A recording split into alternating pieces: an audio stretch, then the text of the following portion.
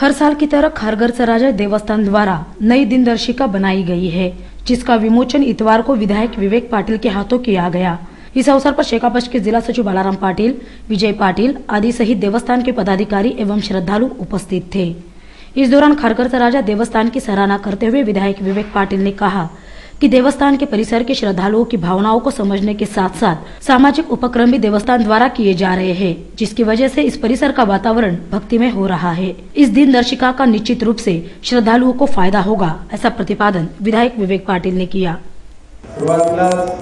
खारघरचा राजा या 2013च्या दिनदर्शिकेचं प्रकाशन झालेलं आहे असं मी आहे।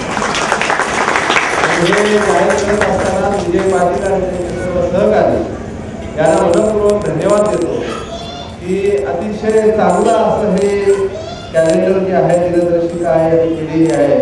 सर्व प्रकारची माहिती याच्यामध्ये लोकांना मिळणार, वेगळं पंचांग ठेवायची गरज नाही, एवढं चांगलं कॅलेंडर त्यांनी या ठिकाणी निर्माण केलेलं आहे।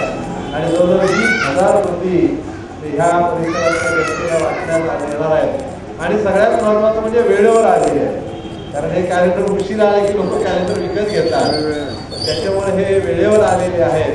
आणि खारघरच्या राजाचे सगळे कार्यक्रमच वेळेवर होत असतात, तसं आता हा कार्यक्रम एकदम वेळेमध्ये त्यांनी केलेला आहे। निश्चितपणे कॅलेंडरचा उपयोग ह्या विभागाच्या जनतेला चांगल्या प्रकारे होईल।